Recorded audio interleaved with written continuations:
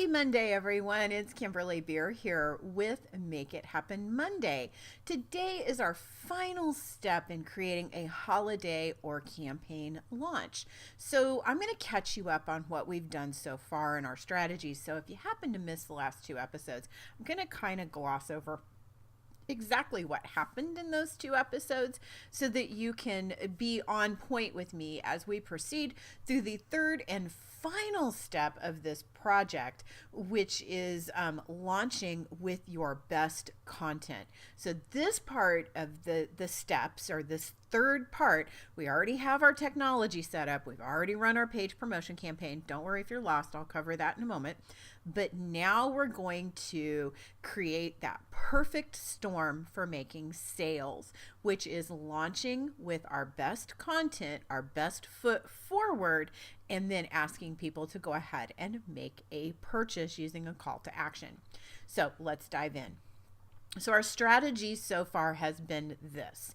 Our first step was to build our following. We did that by running a page promotion campaign and on Facebook or on any other social network that we're active on. You can run it on multiple different ones. Then we converted that following to a deeper engagement by offering them a lead magnet or a item of our most valuable content that we would exchange for their email address.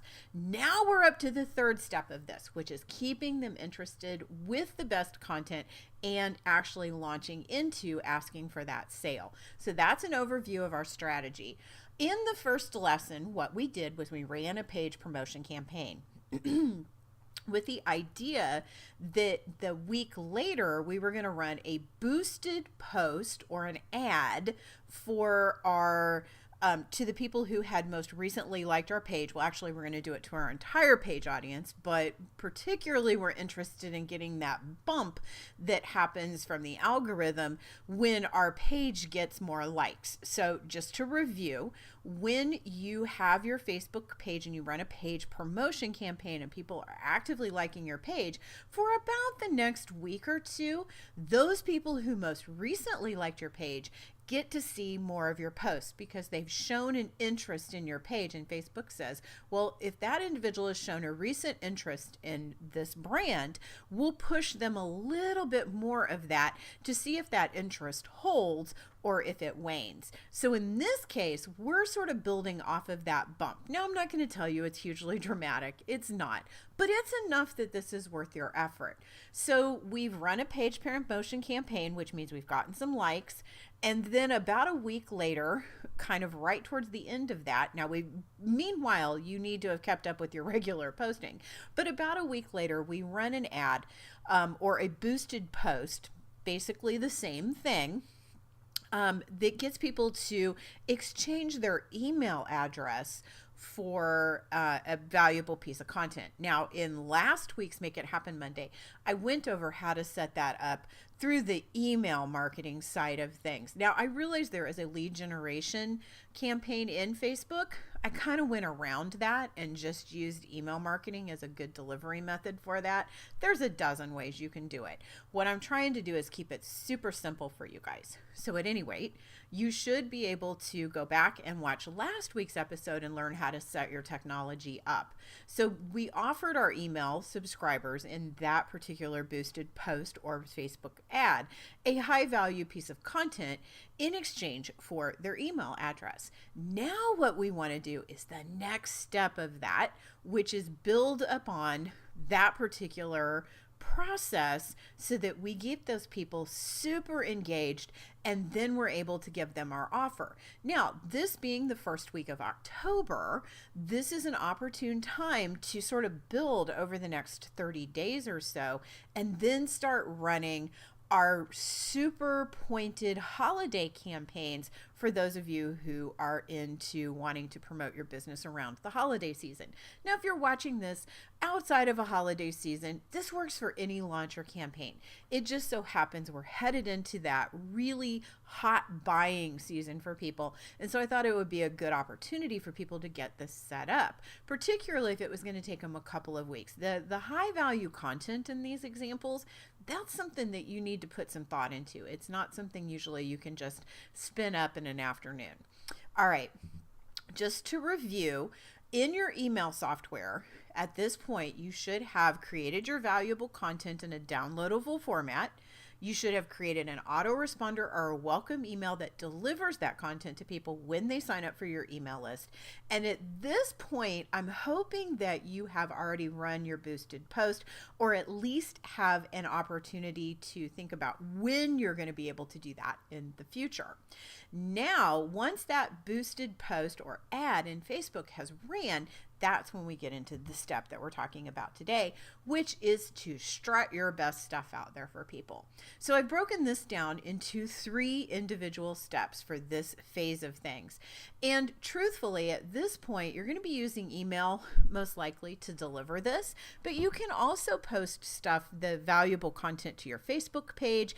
You've already gotten a lot of people already converted over to your list, or whatever other social media network that you're using to reach people. As a matter of fact, I would probably recommend that you post it over multiple ones of those sources. So for example, if you have a really good blog post or a video that you would like to share with people, put it out over multiple sources. The point right now is to generate interest in your business and to really reward those followers that are liking, sharing, commenting, opening your emails with the best stuff that you have, leading up to the point of making a sale.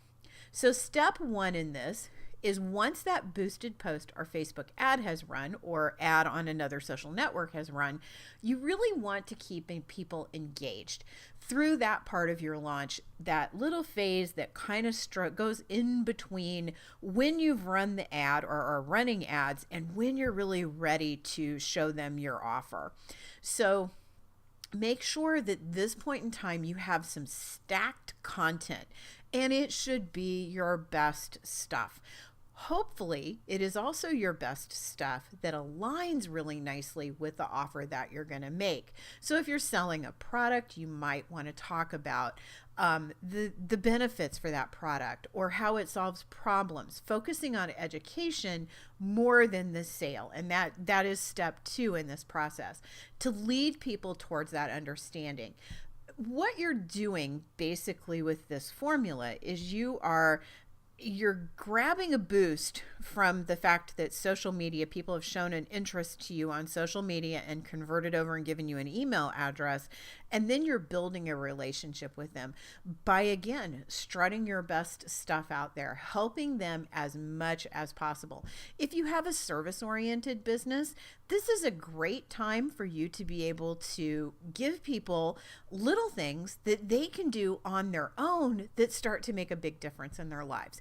For most of us in service-oriented businesses, we work all day long with folks on these things, and we understand some very simple things that they can do and that work almost across the board for the businesses that come to me or the person that comes to your business. There are some things that I recommend to every single one. And if you have that and you have some really good solid advice, now's the time to put it out there. If you're selling a product, now's the time to really focus on how your product solves a problem. Not buy this now, but how it solves the problem, how it eliminates a pain point. Then the final step in this, once you have really built that relationship well, is to sell. This is the point where maybe it's a Black Friday sale, maybe it's Small Business Saturday, maybe it's Cyber Monday. If you're talking about holiday promotions, you want to start that possibly a week before or 2 weeks before, because everybody bombards people's inboxes with that.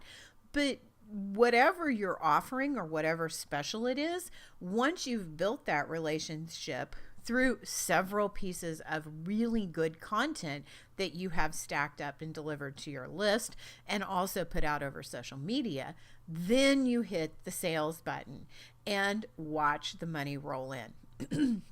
When you have built a solid relationship with your customers using things that they truly value, that valuable content strategy, it means that they don't hesitate in pressing the buy button. It's not a big deal to them. You've already pre-sold them. You've convinced them that this is the best thing to put forward for their business. So it's very easy for them to go ahead and pull the trigger and exchange money. Now, the period of time that this takes, or the period of time that you should concentrate on building that relationship, should be somewhat in proportion to the cost of what it is that you're asking them to spend.